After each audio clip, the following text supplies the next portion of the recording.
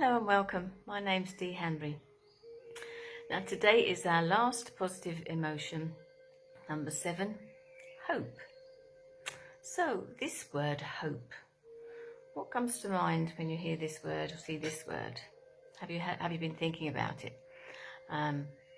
Hope is a word that we use a lot throughout our day. We probably don't even notice how many times or we think using this word. We hope it's going to be a lovely day tomorrow. We hope everything's going to turn out okay. I hope your flight, if you're going on holiday, I hope your flight goes well. I hope your holiday, I hope you have a lovely time. We use this word so many times. So, should we use other words? Is this the word that we're just so conditioned to use? Hoping this, hoping that. Life, hope. I hope your life is going well. How is your life going? Hope it's going well. Sometimes we shouldn't be using this word hope.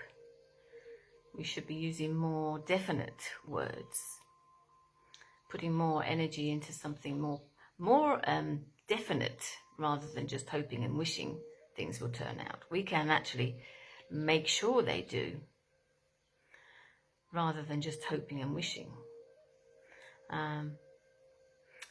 Hope. What are your thoughts?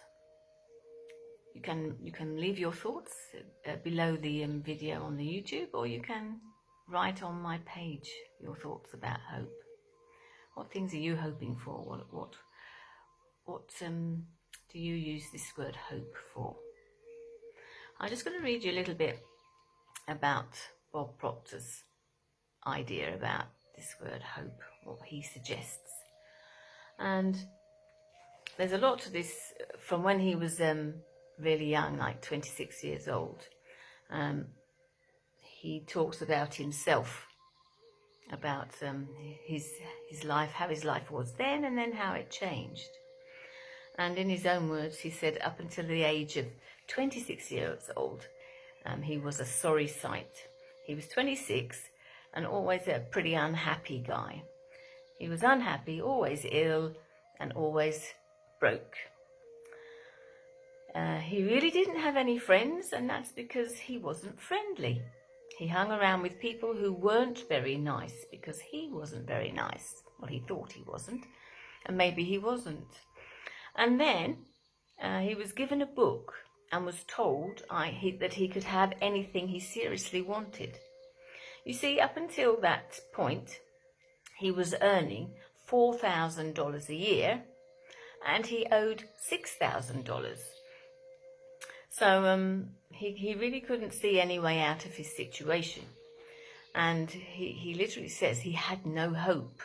He had no hope because he was only earning $4,000 and he owed $6,000. So he really felt like helpless and hopeless. And he goes on to say that hope is a phenomenal emotion, and he didn't have any. When a person has no hope, they're stuck in a rut. And I think sometimes we can all agree with that. We can sometimes feel that we're stuck in a rut. We might feel that we have no hope. And with the situation that's going on in the world right now, there's a lot of people thinking there's no hope. They don't feel there's any hope for any change or things to get better. And running up against blank walls. But anyway, as Bob goes on, he says, but through studying the material, it's your understanding that's going to give you hope. If you're studying all this material that Bob teaches, it will give you understanding, and it will give you hope. Hope gives you options. When you have hope, you see all the kinds of options. You see doors instead of walls, and you stop trying to make doors out of walls. You see openings everywhere you go, and there's opportunities flying at you. Hope gives you options, and I guess it comes from an understanding, from your creative faculties that we've all got. The marvelous power that we are working with of the fact that we can create and internalize and express everything. We are the highest form of creation on the planet, and as we start studying this, we develop openings, and hope gives us options. It's very true. When you see a person with no hope, sit down with them and take 5 minutes and help them. You can run into lots of people today, or any day really, and if they just have no hope, if they seem stuck, they just don't know what they can do, they may be despondent, and maybe you can help them. If you learn more of an understanding about this word hope, there are people, many people still with no hope, and once you learn how you can help them, that'll be something really wonderful. Helping other people.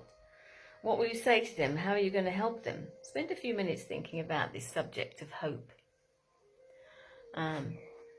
Especially now there's a war on as well. Lots of people don't have any hope. Other people say there's all they can just cling on to hope and faith, whereas others just feel helpless and hopeless. It's so yes, unfortunately, yeah. So when you've got this hope, or you don't have hope, it's a good idea actually to think of negative emotions and then realize the positive one that's opposite. You can find the opposite, and you can change your thoughts and feelings and actions from that. So I don't know, what is your thoughts? What are your feelings on this powerful emotion of hope? Because it is a powerful emotion actually. When you have hope, you can feel lifted. If you really hang on to hope, have hope in your heart, I can free you from the negative and lower vibrations. Hope gives you a higher vibration you can move into, and you can have it. You can really have this hope, this positive emotion of hope. Anyway, so that's what I wanted to say about hope. And I hope you have enjoyed all these 7 positive emotions, because they are all really lovely. They're all powerful, and they're just the best positive emotions that you can carry around with you. You could also write them down on a piece of paper and keep them in your pocket. And when you start to feel like the negative emotions, read these 7 positive emotions, and you'll find that you can shift that vibration back onto the higher vibration, and you can soon feel much better and think, what the hell were you thinking of in these negative vibrations, negative emotions?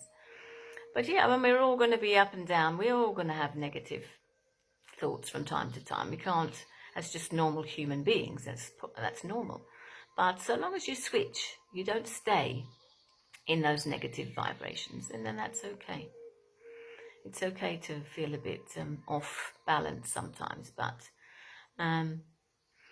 getting yourself back into balance is really the best way to move forward. And you can always go into nature, take a walk in nature. If you're near to the sea, you can take a walk down by the sea, be around nature, listen to birds, and if you're nowhere near any of these things, you can always watch some lovely videos, like meditation videos that have got the sound of the sea and pictures of the forests, green and flowers and birds.